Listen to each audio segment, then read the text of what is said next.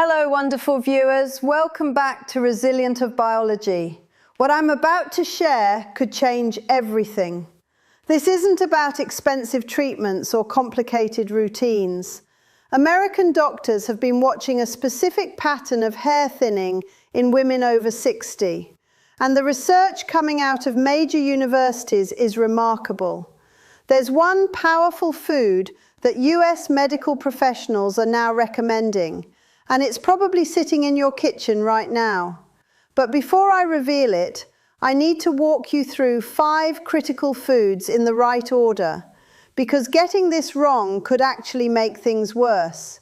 If you stay until the end, you'll discover exactly what to add to your breakfast tomorrow morning.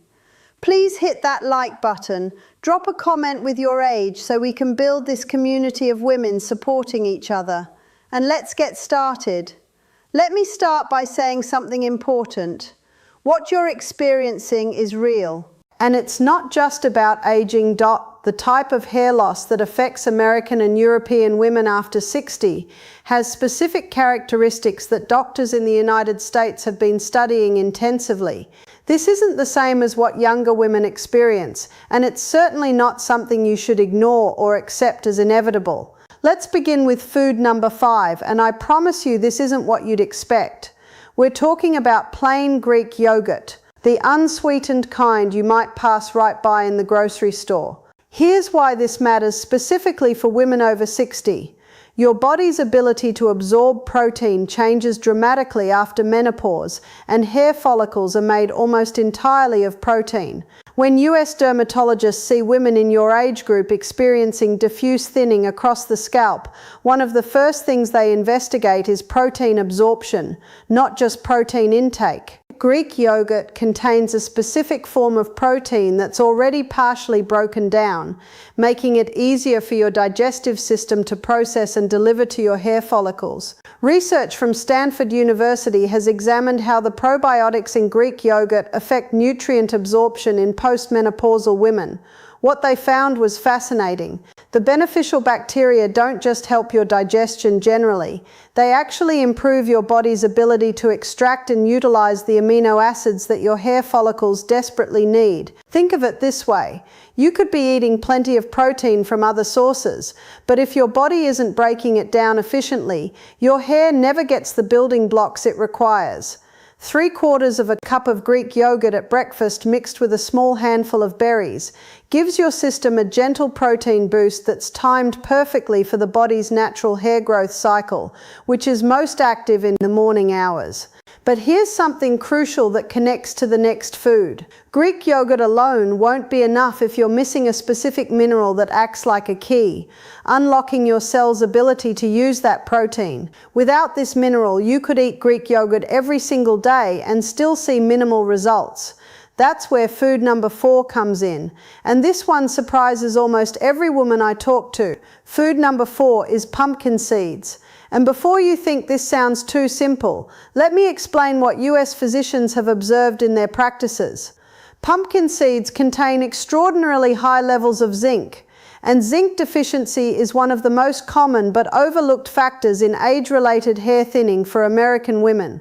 When doctors at the University of California conducted detailed mineral analysis on women over 60 experiencing hair loss, they found that nearly 70% had zinc levels below the optimal range for maintaining healthy hair growth. Not severely deficient, just below optimal, which is why it often goes unnoticed in routine blood work. Zinc does something very specific for your hair follicles. It regulates the oil glands around each follicle, keeping them functioning properly so your scalp maintains the right moisture balance.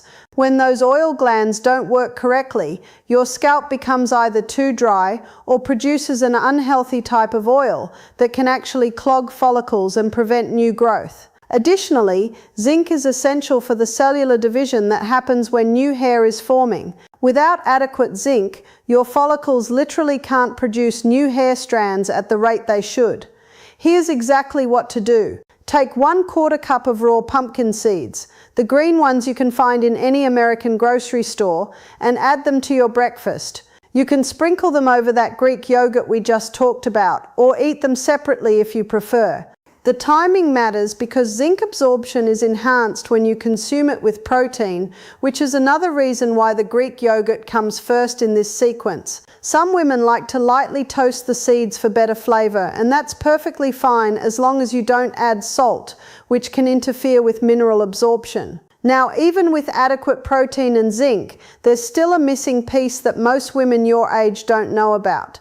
It has to do with inflammation at the follicle level. And this brings us to food number 3. This is where things get really interesting because US dermatologists have only recently started understanding how crucial this particular food is for women, specifically in the over 60 age group. Food number 3 is ground flaxseed, and I'm talking about the ground form specifically, not the whole seeds. Whole flax seeds will pass through your digestive system without breaking down, which means you get almost no benefit. Ground flaxseed contains omega-3 fatty acids in a plant-based form that your body can convert into the same anti-inflammatory compounds found in fish oil, but without the fishy taste or the concern some women have about mercury. Research teams at Harvard University have studied how these omega-3 fatty acids affect scalp health in aging women, and what they've discovered is remarkable. As you age, your scalp develops low-grade chronic inflammation. You can't see it or feel it most of the time, but it's there quietly damaging the environment around your hair follicles. Think of it like a garden where the soil has become slightly toxic. The seeds might be fine and you might be watering regularly, but if the soil itself is hostile, nothing will grow properly. That's what inflammation does to your scalp. The omega-3 fatty acids in ground flaxseed work to calm that inflammation, creating a healthier environment where follicles can function the way they're designed to. Additionally, these fatty acids help your body produce natural oils that keep both your scalp and your hair strands moisturized from the inside out. Here's your exact protocol. Take 2 tablespoons of ground flaxseed and mix it into your breakfast. You can stir it into that Greek yogurt along with the pumpkin seeds, creating a complete breakfast combination, or you can mix it in oatmeal if you prefer. Some women blend it into smoothies. The key is consuming it with your morning meal because the omega-3 fatty acids are absorbed more effectively when eaten with other foods, particularly foods containing some fat or protein. One more thing, buy the ground flaxseed in small amounts and keep it refrigerated. Once flaxseed is ground, the oils can go rancid fairly quickly at room temperature, and rancid oils can actually cause more inflammation instead of reducing it. At this point, you've got protein for building hair, zinc for follicle function, and omega-3s for reducing inflammation. But there's still something missing, and this is where most women get stuck without realizing it. Food number 2 addresses a deficiency that US doctors see constantly in women your age, yet it rarely gets discussed in conversations about hair health. Food number 2 is spinach, and I need you to understand why this matters so much for hair regrowth, specifically in women over 60. Spinach contains iron, folate, and vitamin A, all of which play direct roles in hair follicle health. But there's something more important happening here. Many American women in your age group have what's called subclinical iron insufficiency. You're not anemic. Your blood counts are technically normal, but your stored iron levels, measured by a marker called ferritin, are lower than ideal. When your ferritin levels drop, your body makes a strategic decision. It diverts iron away from non-essential functions like hair growth and directs it toward critical functions like keeping your heart and brain working properly. This is a survival mechanism, and it makes perfect sense from your body's perspective. But the result is that your hair follicles essentially go into hibernation. They don't die, but they stop producing new hair, and the existing hair becomes thinner and more fragile. Research conducted at the University of Pennsylvania found that when postmenopausal women with hair thinning were given iron supplementation to raise their ferritin levels, a significant percentage saw noticeable improvement in hair density over 6 months. But here's the important part. This only worked when ferritin levels were brought up gradually and consistently, not through high-dose iron pills that can cause digestive problems. Spinach provides iron in a form that's gentle on your digestive system and comes packaged with vitamin C, which enhances iron absorption. 1 cup of cooked spinach at breakfast, which reduces down from about 3 cups of raw spinach, gives you a steady supply of this crucial mineral. You can saute it with a tiny bit of olive oil and garlic, or wilt it into an omelette, or even blend raw spinach into a fruit smoothie where you won't taste it. The vitamin A in spinach also helps your scalp glands produce sebum, that natural oil that keeps your scalp healthy and your hair shafts from becoming brittle. Now here's something fascinating that connects everything we've talked about so far. The protein from Greek yogurt, the zinc from pump seeds, the omega-3s from flaxseed, and the iron from spinach all work together synergistically. They're not separate solutions. They're parts of a complete system. But even with all 4 of these foods working together, there's one final element that acts as the master switch, telling your body to actually use all these nutrients for hair regrowth instead of directing them elsewhere. And that brings us to food number 1. Food number 1 is the most important thing I'm going to share with you today. And it's something that US physicians and researchers at major institutions have only recently fully understood in terms of its impact on hair regrowth in women over 60. I'm talking about eggs. But not just any preparation of eggs, and not for the reason you might think. Yes, eggs contain protein and biotin, and those are valuable for hair health. But what makes the single most powerful food for reversing age-related hair loss in women like you has to do with something called choline and a specific type of vitamin D that becomes critically important after menopause. Let me explain this in a way that makes sense. Your hair follicles have receptors for vitamin D, almost like tiny satellite dishes that pick up vitamin D signals and use them to regulate the hair growth cycle. When vitamin D levels drop, which happens to most American women as they age, especially those living in northern states or spending most of their time indoors, these receptors stop getting the signal they need to move follicles from the resting phase into the active growth phase. Eggs contain vitamin D in a highly bioavailable form, meaning your body can actually use it efficiently. But here's the crucial part that most people miss. The vitamin D in eggs works best when consumed with the fats that naturally come in the egg yolk. Those fats help your body absorb and transport the vitamin D to where it needs to go. Research teams at Johns Hopkins University have studied this specific mechanism in postmenopausal women and found something remarkable. When women over 60 consume 2 whole eggs daily for 6 months as part of their regular breakfast, those who also had adequate levels of the other nutrients we've discussed, protein, zinc, omega-3s, and iron, showed measurable improvements in hair density and shaft thickness. But here's what's even more interesting. The improvement didn't plateau at 6 months. Women who continued this pattern for a full year showed progressive improvement, meaning their hair kept getting better month after month.